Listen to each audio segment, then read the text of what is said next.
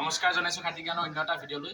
কেনে লাগিব যদি আপোনাক প্ৰকৃতিক ভাল পোৱাৰ বাবে বা গছ গছনিবিলাকক ভাল পোৱাৰ বাবে আপোনাক সমাজৰ পৰা এঘৰীয়া কৰি থৈ দিয়ে, বা প্ৰকৃতিৰ লগত আপুনি খেলা ধূলা কৰি থকাৰ বাবে বা প্ৰকৃতিৰ লগত প্ৰকৃতিৰ মাজত জীয়াই থাকিব বিচৰাৰ বাবে আপোনাক সমাজৰ পৰা গাঁৱৰ পৰা এঘৰীয়া কৰি থৈ দিয়ে। হয়, আমি আজি কথা পাতিবলৈ গৈছোঁ লখিমপুৰ জিলাৰ ঢকুৱাখানাৰ ফুলেশ্বৰী দত্তৰ বিষয়ে। তেখেতৰ ঘৰৰ পিছফালে থকা এডাল ডাঙৰ গছত শগুন চৰাইক বাহ সাজি দিছিল, বা শগুন চৰাই আহি সেই গছডালত বাহ সাজিছিল, যাৰ বাবে কিন্তু সেই গছডাল কাটি পেলোৱা নাছিল। আৰু সেই গছডাল নকটাৰ বাবেই তেখেতক সেই ঢকুৱাখানাৰ যিখন গাঁও আছিল, তেওঁ বাস কৰা গাঁও, সেই বাস কৰা গাঁওখনৰ পৰা তেওঁক এঘৰীয়া কৰি দিলে। সমাজে তেওঁক ঘৃণা কৰা হ'ল একমাত্ৰ প্ৰকৃতিক ভাল পোৱাৰ বাবে, একমাত্ৰ চৰাই চিৰিকটিক ভাল পোৱাৰ বাবে, আৰু একমাত্ৰ সেই চৰাইবোৰৰ ঘৰটো যিটো আছিল ঘৰডৰ গাছডাল, সেই গছডাল নকটাৰ বাবে। হয়, 1989 চনৰ 1989 প্ৰথমটো শগুন চৰাই আহি তেওঁ ঘৰৰ পিছফালে বাহ সাজিছিল, আৰু তেওঁ তেতিয়াই প্ৰত্যক্ষ কৰিছিল যে তেওঁৰ ঘৰৰ পিছফালে শগুন চৰাই বাহ সাজিব ধৰিছে। আৰু তেওঁ জানিছিল যে তেওঁ অত্যন্ত দূৰদৰ্শী মানুহ আছিল, আৰু তেওঁ অত্যন্ত জানিছিল যে কি প্ৰকৃতি আমাৰ ওপৰত নিৰ্ভৰশীল নহয়, প্ৰকৃতিৰ ওপৰত মানুহ নিৰ্ভৰশীল। সেইবাবে তেওঁ সেই শগুন চৰাই যিটো বিলুপ্ত পথত যাই আছে, সেই শগুন চৰাইক বাহ সাজি দিছিল, প্ৰথমটো বাহ সেই ঘৰৰ পিছফালে থকা গছডালত। আৰু তেখেতৰ সেই শগুন চৰাই বাহটো, এটা শগুন চৰাইৰ পৰা আৰম্ভ হোৱা সেই বাহটো, সেই গছডালত তেওঁ শগুন চৰাইৰ জনসংখ্যা বৃদ্ধি পাবলৈ ধৰিলে, যাৰ বাবে নেকি গাঁৱৰ মানুহে কি কৰিব ধৰিলে, শাস্তি পাব ধৰিলে বুলি কৈছে।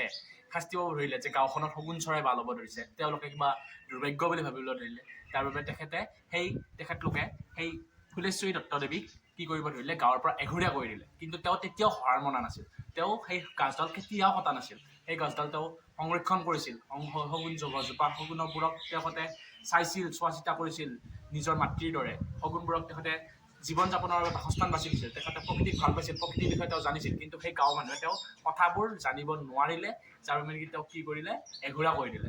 কিন্তু তেখেতে কোনো ধৰণৰ সেই চিন্তা কৰাই নাছিল যে গাঁৱৰ পৰা এঘৰীয়া হ'লোঁ, কিবা হ'লোঁ। কিন্তু তেখেতে তেওঁৰ কাম আৰম্ভ কৰি দিছে, আগলৈ বেছি ভালদৰে কৰিবলৈ চেষ্টা কৰিছিল, তেওঁ প্ৰকৃতিক ভাল পাবলৈ।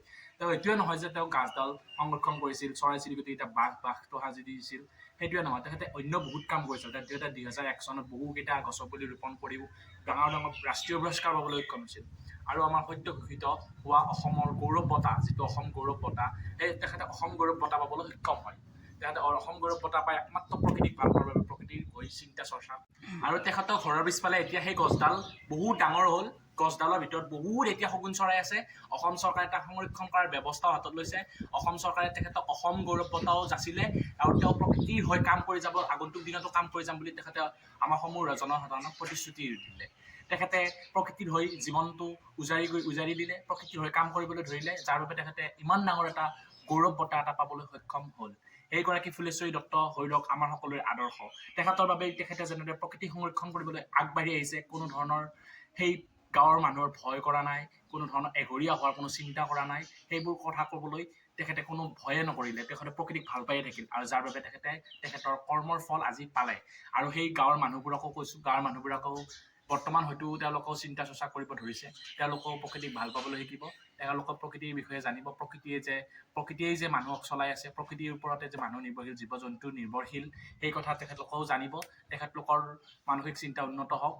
লগতে ফুলেশ্বৰী দত্তদেৱীয়েও আগন্তুক দিনত এনেদৰে প্ৰকৃতিক ভাল পাই যাওক, প্ৰকৃতিৰ হৈ কাম কৰি যাওক, এনে অসম গৌৰৱ বঁটাই নহওক আৰু কিবা বহুত ডাঙৰ ডাঙৰ বঁটা পাওক। তেখেতে মনোনীত হৈছিল আমাৰ গৌৰৱ বঁটালৈ, কিন্তু চৰকাৰে কোনো ধৰণৰ আৰু চিন্তা চৰ্চাই নকৰিলে। তেখেতৰ কৰ্ম দেখি লোক তেখেতে অসম গৌৰৱ বঁটা পাবলৈ সক্ষম হ'ল। এনেদৰে তেখেতে আৰু কিবা বঁটা পাই যাওক। আৰু বহুত আছে আমাৰ অসমৰ চুকে কোণে প্ৰকৃতিৰ হৈ কাম কৰি আছে, প্ৰকৃতিৰ হৈ তেখেতলোকে জীৱনটো উজাৰি দি আছে। তেওঁলোকৰো কৰ্মফল সমাজৰ মাজলৈ আগবাঢ়ি